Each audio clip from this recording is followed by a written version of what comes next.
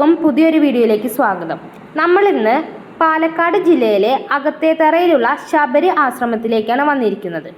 ശബരി ആശ്രമം എന്ന് പറയുന്നത് ഗാന്ധിജി തൻ്റെ പത്നിയോടൊപ്പം 3 തവണ സന്ദർശിച്ച ആശ്രമമാണ്. ഏക ആശ്രമമാണ് ശബരി ആശ്രമം. ഗാന്ധിജി തൻ്റെ പത്നിയായ കസ്തൂർബ ഗാന്ധിയോടൊപ്പം 3 തവണ സന്ദർശിച്ചപ്പോൾ ഈ മുറിയിലാണ് അവർ താമസിച്ചിരുന്നത്. ദക്ഷിണേന്ത്യയിലെ സബർമതി ആശ്രമം എന്നാണ് ശബരി ആശ്രമം അറിയപ്പെടുന്നത്. ഗാന്ധിജി ഈ ആശ്രമത്തിൽ വന്ന സമയത്ത് നട്ട തെങ്ങാണ് നമ്മളിപ്പോൾ കണ്ടുകൊണ്ടിരിക്കുന്നത്. ഈ തെങ്ങിന് 80 വർഷത്തിലധികം പഴക്കമുണ്ടെന്നാണ് അറിയാൻ സാധിച്ചത്. ശബരി ആശ്രമത്തിൻ്റെ 100ാം വാർഷികവും ഹരിജൻ സേവക് സംഘത്തിൻ്റെ 90ാം വാർഷികവും ആഘോഷ സമാപന സമ്മേളനത്തിൽ പങ്കെടുക്കാനാണ് ഞങ്ങളിവിടെ എത്തിച്ചേർന്നിരിക്കുന്നത്. സമാപന സമ്മേളനം ഉദ്ഘാടനം ചെയ്യാനായി എത്തിച്ചേർന്നത് കേരള ഗവർണർ ബഹുമാന്യനായ ആരിഫ് മുഹമ്മദ് ഖാനാണ്.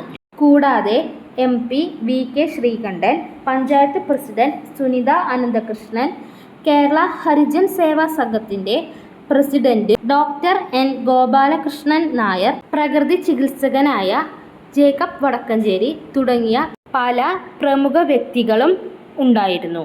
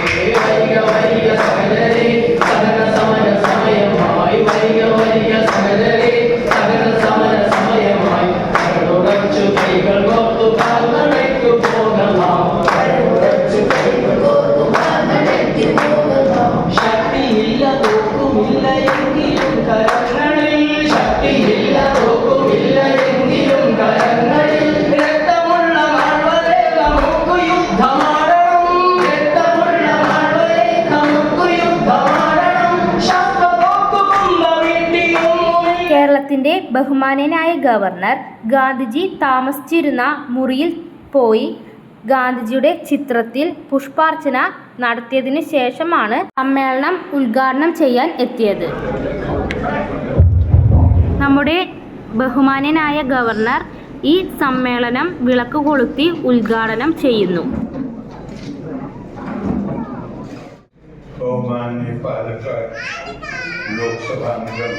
श्री VK श्रीकंदन, अकबतेतरा ग्राम panchayat president Shrimati Sunitha Ananthakrishna, Harijan Sevak Sangh chairman doctor DM Gopalakrishna Nair, बहुमान्य मुन नियम सभांगम Shri K Chandran, Shri Gopalakrishna Panicker, doctor Jacob Vadakkancheri, प्रिय सहोदरी सहोदरन्मारे എല്ലാവർക്കും എൻ്റെ വന്ദനം. പാലക്കാട് അകത്തേത്തറ ജില്ലെ ശബരി ആശ്രമത്തിൻ്റെ ശതാബ്ദി ആഘോഷ സമാപന യോഗം ഉദ്ഘാടനം ചെയ്യാൻ അതിയായ സന്തോഷമുണ്ട്. കേരള ഹരിജൻ സേവക് സംഘിൻ്റെ 90 ആഘോഷ സമാപനവും ഇന്നാണ്. അതിൻ്റെ ഉദ്ഘാടനവും സസന്തോഷം നിർവഹിക്കട്ടെ. ഗാന്ധിയൻ ആശയങ്ങളിൽ ആകൃഷ്ടനായ ശ്രീ ടി ആർ കൃഷ്ണസ്വാമിയും ഭാര്യ ശ്രീമതി എസ് ഈശ്വരി അമ്മാനും ചേർന്ന് 100 വർഷം മുമ്പ് സ്ഥാപിച്ച ശബരി ആശ്രമം കേരളത്തിലെ സാബർമതി ആണ്. ഗാന്ധിജി 3 തവണ താമസിച്ച കേരളത്തിലെ ഏക സ്ഥാപനം ആണ് ശബരി ആശ്രമം. കസ്തൂർബാജിയും ഇവിടെ താമസിച്ചതായി കേട്ടിട്ടുണ്ട്. സമീപത്തെ കൽമാനം അയ്യപ്പ ക്ഷേത്രം അധസ്ഥിതർക്കായി കസ്തൂർബാജി തുറാൻ നൽകി എന്നും അറിയാം.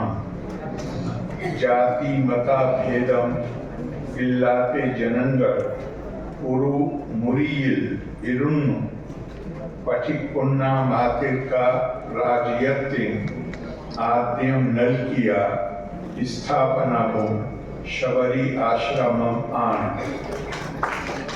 ഗാന്ധിജി വിഭാവനം ചെയ്ത 18 ഇന നിർമ്മാണ പരിപാടിയുടെ പരിശീലന കേന്ദ്രവും ആയിരുന്നു ഈ ആശ്രമം.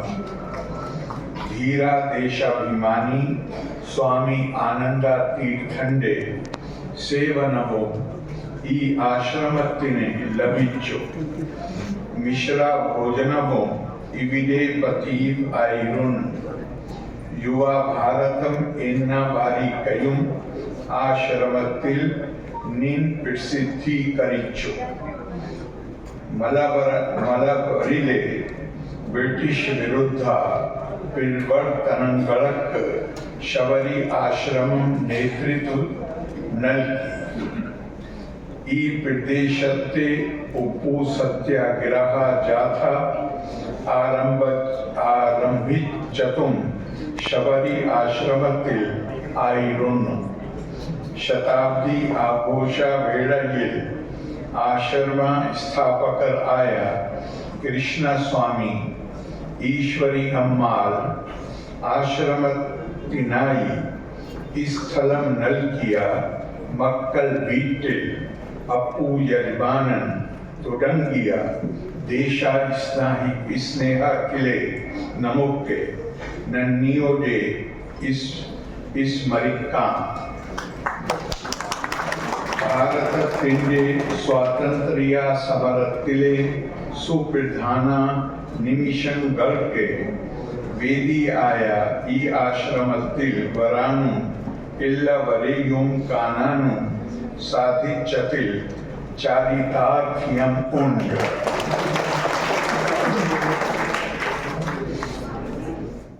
My best wishes to everyone at Shabari Ashram, and once again my gratitude for giving me this opportunity to come here as a pilgrim and see this wonderful ashram. Loka Samasta Sakhi Bhavantu, Vande Nani, Jai Hind.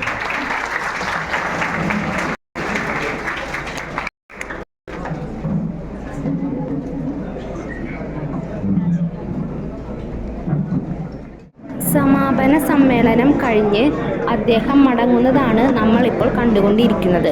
ഹാളിന് പുറത്ത് വൻ medias അദ്ദേഹത്തെ കാത്തു നിൽക്കുന്നുണ്ടായിരുന്നു. അവരുമായി അല്പസമയം ചിലവിട്ടതിന് ശേഷമാണ് അദ്ദേഹം മടങ്ങിയത്.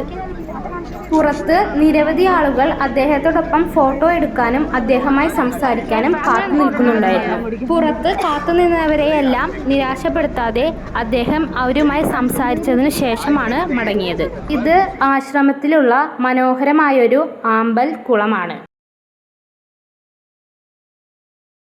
മേധാ പട്കർ ആശ്രമം സന്ദർശിക്കാൻ എത്തിയപ്പോൾ നട്ട തെങ്ങുതൈയാണ് നമ്മളിപ്പോൾ കണ്ടുകൊണ്ടിരിക്കുന്നത്. ഖാദി വസ്ത്രങ്ങൾ നെയ്തെടുക്കുന്ന കാഴ്ചകളാണ് നമ്മളിപ്പോൾ കണ്ടുകൊണ്ടിരിക്കുന്നത്. ശബരി ആശ്രമത്തിന് തൊട്ടടുത്ത് തന്നെയാണ് ഖാദി വസ്ത്രങ്ങൾ നെയ്തെടുക്കുന്ന ഈ നെയ്ത്തുശാല പ്രവർത്തിക്കുന്നത്. ഖാദിയുടെ മെറ്റീരിയൽസ് ഏറ്റവും വിലക്കുറവിൽ ലഭിക്കുന്ന ഒരു സ്ഥാപനം കൂടിയാണ് ഇത്.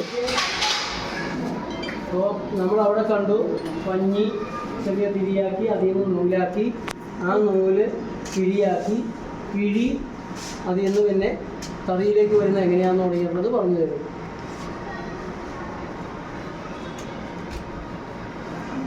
വലുതായി ചുറ്റുന്നത് അവിടെ കണ്ടില്ലേ? ഇനി എന്താ ചെയ്യുക? ആ നൂലിനെ പശയിടും. ആ നൂലിന് പശയിടും. കൊടുത്തിട്ട് മൈദ കൊണ്ട് പശയിടും. മൈദ കൊണ്ട് പശയിടും. നൂലിന് പശയിടും പെട്ടെന്ന് പൊട്ടാതിരിക്കാൻ. എന്നിട്ട് അത് വലിയ ബോട്ടിൽ ചുറ്റി ക്ലീൻ ചെയ്തിട്ട് ഇതിലേക്ക് ചുറ്റും. ആ നൂല് ഇതിലേക്ക് വീണ്ടും ചുറ്റും.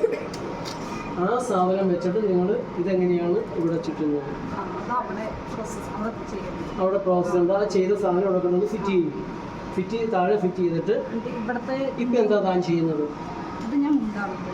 എങ്ങനെയാണത് മുണ്ടാകുന്നത്? ഈ നൂല് എങ്ങനെ മുണ്ടാകുന്നു? എങ്ങനെ മുണ്ടാക്കുന്നു? ഒന്ന് പറഞ്ഞു തന്നെ. പറയാനറിയാവുന്ന ആരാണ്? ഈ നൂല് നിങ്ങൾ എങ്ങനെ മുണ്ടാക്കും?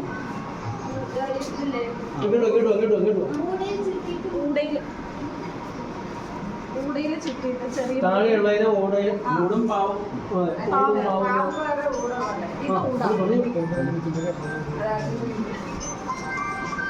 ഇതിൽ ചെറിയ ബോട്ടിലാണ് ചുറ്റി നമ്മൾ കഴിയെടുത്തിട്ട് ഇതിൽ ചുറ്റിയിട്ട്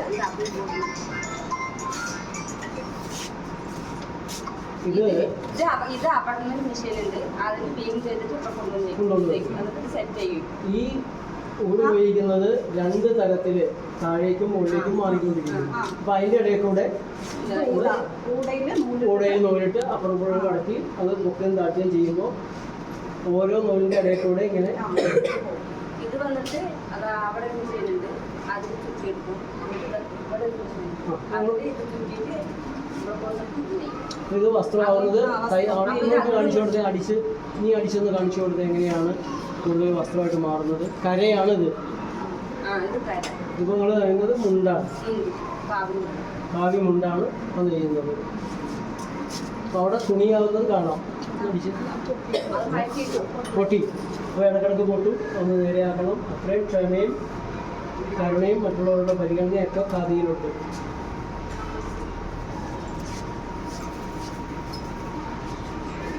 നമ്മൾ ഖാദി തുണി എടുത്ത് നോക്കുമ്പോൾ ചിലപ്പോൾ നൂല് പൊങ്ങിയിരിക്കുന്നത് കാണാൻ പറ്റും. ആ നൂല് പൊട്ടിയത് അറിയാതെ ഇതിനിടെ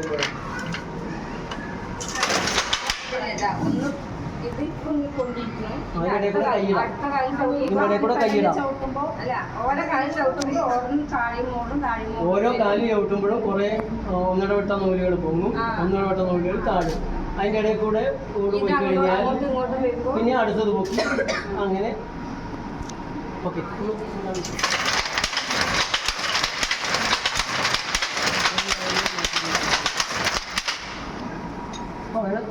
അതിനനുസരിച്ച് തുണി വന്നുകൊണ്ടിരിക്കും. ഒരു ദിവസം ഒരാൾ എത്ര മീറ്റർ നെയ്യും?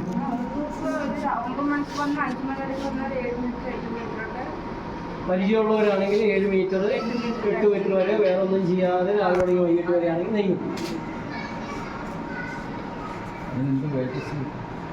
അപ്പോൾ നിങ്ങൾക്ക് നെയ്യുന്നതനുസരിച്ച് കിട്ടും. വളരെ ഇപ്പോൾ 1000 രൂപ 8 മീറ്ററിൽ നിന്ന് കിട്ടുമെന്ന് പറഞ്ഞു കഴിഞ്ഞാൽ നടക്കില്ല. ആരും മേടിക്കുകയാണ്. ഇപ്പം തന്നെ ആളുകൾ മേടിക്കുന്നില്ല.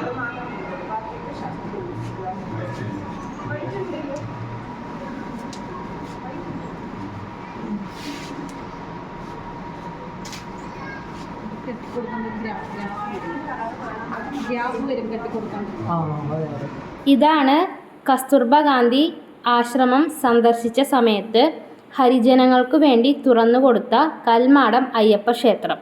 ഇദ്ദേഹമാണ് ശബരി ആശ്രമത്തിന് വേണ്ട 3 ഏക്കറോളം ഭൂമി സംഭാവന ചെയ്ത അപ്പു യജമാൻ. കൃഷ്ണസ്വാമി അയ്യരും ഈശ്വരി അമ്മാളും ചേർന്നാണ് ശബരി ആശ്രമം സ്ഥാപിച്ചത്. കേരളത്തിൽ ആദ്യമായി ജാതിമത ഭേദമന്യേ മിശ്രഭോജനം അല്ലെങ്കിൽ പന്തി ഭോജനത്തിന് തുടക്കമിട്ടത് കൃഷ്ണസ്വാമി അയ്യരും പത്നിയുമായ ഈശ്വരി അമ്മാളും ചേർന്നാണ്. എല്ലാ ജാതിയിൽപ്പെട്ടവരെയും ഒരുമിച്ചിരുത്തി സമത്വതയോടെ പഠിപ്പിച്ചിരുന്ന വിദ്യാലയമാണ് ഇത്. ഈ വീഡിയോ എല്ലാവർക്കും ഇഷ്ടമായെന്ന് വിചാരിക്കുന്നു. ഒരു പ്രാവശ്യമെങ്കിലും ഈ ആശ്രമം എല്ലാവരും സന്ദർശിക്കാൻ ശ്രമിക്കുക. ഗാന്ധിജിയെക്കുറിച്ച് കൂടുതൽ അറിയാൻ ശ്രമിക്കുക. ഗാന്ധിജിയെ കൂടുതൽ അറിയുമ്പോൾ നിങ്ങളുടെ ജീവിതത്തിലും ചില ചെറിയ മാറ്റങ്ങൾ ഉണ്ടാകും. ആശ്രമത്തിൽ പോകാൻ ആഗ്രഹിക്കുന്നവർക്ക് വളരെ എളുപ്പത്തിൽ പോകാൻ സാധിക്കും. മലമ്പുഴ റൂട്ടിലാണ് ഈ ആശ്രമം ഉള്ളത്. അകത്തേത്തറ പഞ്ചായത്തിലാണ് ഈ ആശ്രമം സ്ഥിതി ചെയ്യുന്നത്. അപ്പോൾ മറ്റൊരു വീഡിയോയുമായി അടുത്ത ദിവസം കാണുന്നത് വരെ എല്ലാവർക്കും ബായ്.